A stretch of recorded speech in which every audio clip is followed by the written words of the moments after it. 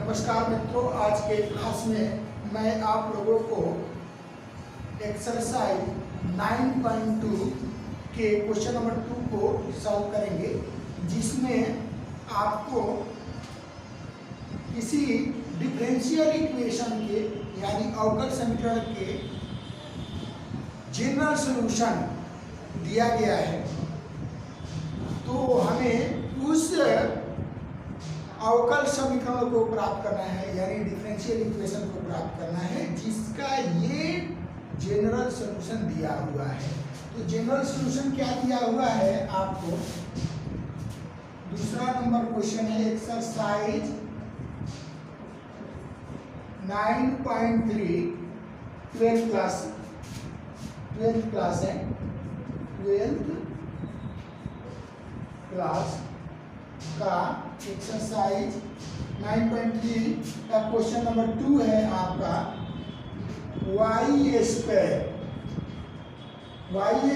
बराबर क्या दिया है? a into B square minus X square. यही आपका किसी डिफरेंशियल इक्वेशन यानी अवकल समीकरण का व्यापक हल है, जनरल सॉल्यूशन है।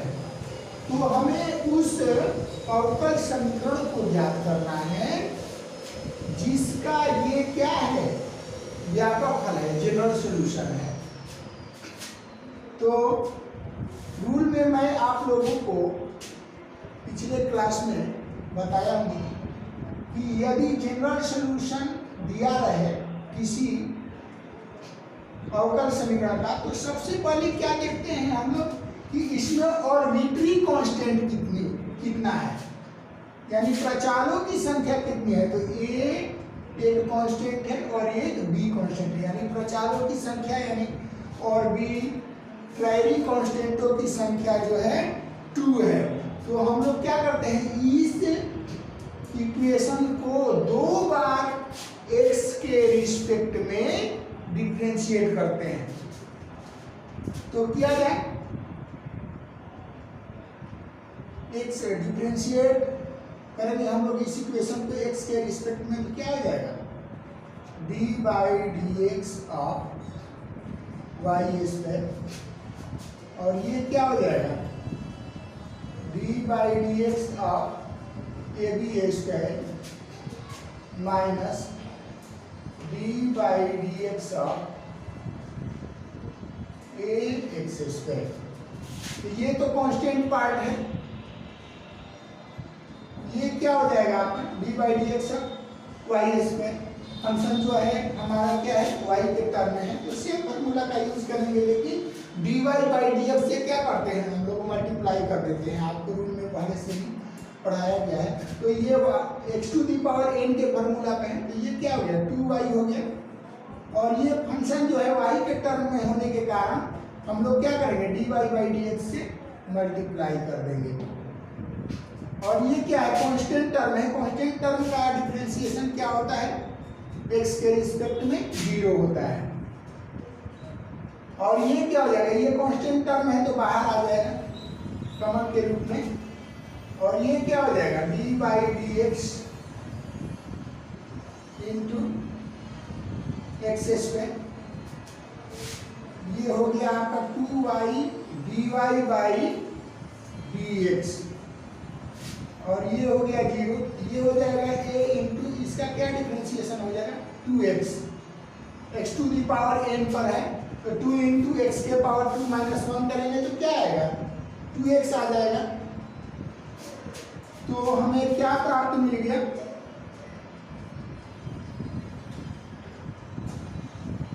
y dy by dx equal to minus 2ax। इस 2 से ये 2 कट गया तो क्या मिल गया? एक इक्वेशन हमें प्राप्त हो गया y into dy by dx equal to क्या मिल गया हमें? Minus ax। इसको इक्वेशन 1 मान लेंगे हम लोग। और पुनः इस इक्वेशन को एक्स के रिस्पेक्ट में डिफरेंशिएट करेंगे, क्योंकि अभी अभी हम लोग इस इक्वेशन को एक्स के रिस्पेक्ट में 1 बार डिफरेंशिएट किए। पुनः इसका इक्वेशन को ये एक बार एक्स के रिस्पेक्ट में डिफरेंशिएट करेंगे। ये वाला टर्म क्या है, यू इंटू वी पर है, तो क्या होता है differentiation of U into V क्या होता है, यू इंटू यानी Y into D by D X of D Y by D X plus V into यानी वी की तरफ क्या है D Y by D X into D by D X of Y equal to क्या हो जाएगा आपका, ये माइनस ए कॉमन हो जाएगा, तो D by D X of x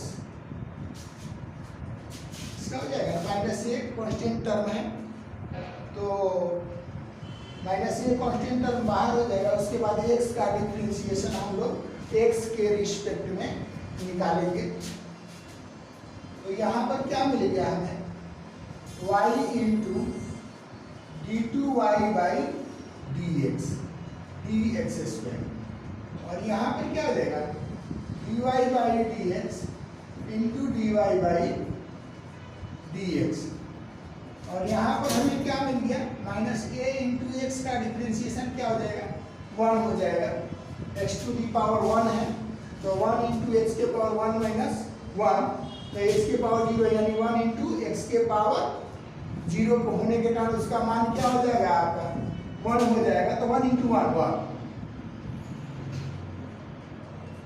तो आपका क्या मिल गया y into D two Y by D X square, और यहाँ पर हमें क्या मिलेगा D Y by D X का होल स्क्वायर बराबर माइनस ए मिल गया, इक्वेशन 2 हो गया। अब इन दो इक्वेशनों के मदद से हम लोग क्या रूल में पढ़े हैं कि आर्बिट्री कांस्टेंट को विलुप्त करेंगे हम लोग, तो विलुप्त करने के लिए हमें क्या करना पड़ेगा, इक्वेशन 2 में इक्वेशन 1 से भाग करेंगे तो ए जो है ये पूरी तरह से क्या हो जाएगा कट जाएगा, तो हमें जो इक्वेशन प्राप्त होगा वो आर्बिट्री कांस्टेंट से पूरी तरह मुक्त होगा। तो भाग दिया जाए, dividing equation 2 by equation 1, equation 1 से 2 में 1 से भाग देंगे तो क्या हो जाएगा आपका y into D two Y by D X square D Y by D X का होल स्क्वायर इजिकल टू क्या है -1 है, और इसमें डिवाइड करेंगे हम लोग, पहला इक्वेशन का एलएचएस टर्म क्या है y into D Y by D X, और यहाँ पर क्या है आरएचएस टर्म क्या है -ax, ये माइनस ए कट गया। अब क्या करेंगे इक्वेशन के इस टर्म को कटाना है तो क्या करेंगे multiplying equation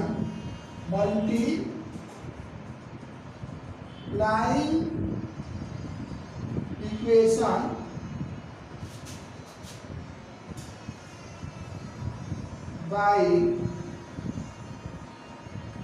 x Y D Y by D X on both side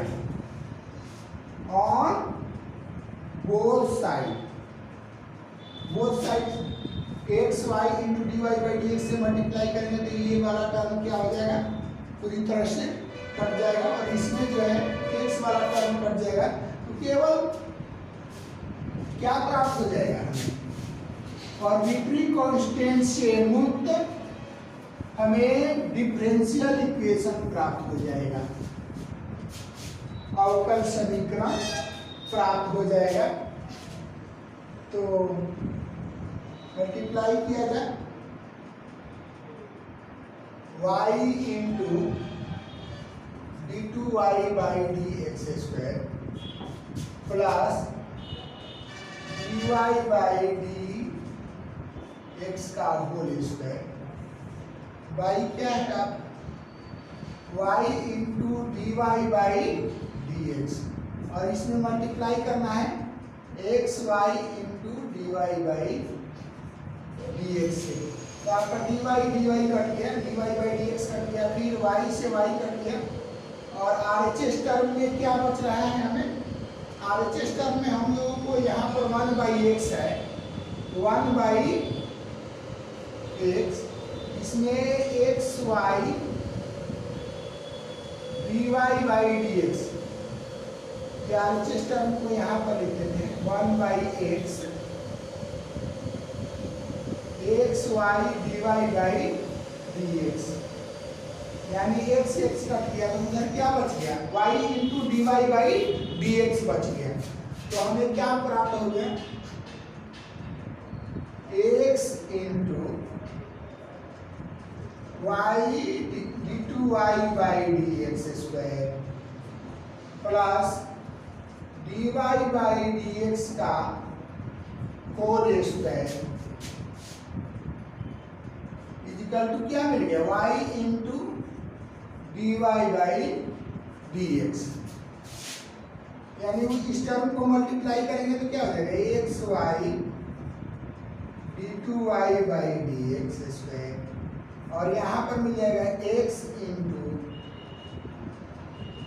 D Y by D X का होल स्क्वायर, और ये वाला टर्म को हम लोग इधर ले लेंगे तो क्या रहेगा? Y into D Y by D X. ये जो हमें डिफरेंशियल इक्वेशन प्राप्त हुआ, यही डिफरेंशियल इक्वेशन जो है जिसका जनरल सॉल्यूशन आपको दिया गया है, उस जनरल सॉल्यूशन की मदद से हम लोग X Y into D two Y by D X square plus X into D Y by D X का whole square minus Y into D Y by D X equal to 0 हमें अवकल समीकरण प्राप्त हुआ।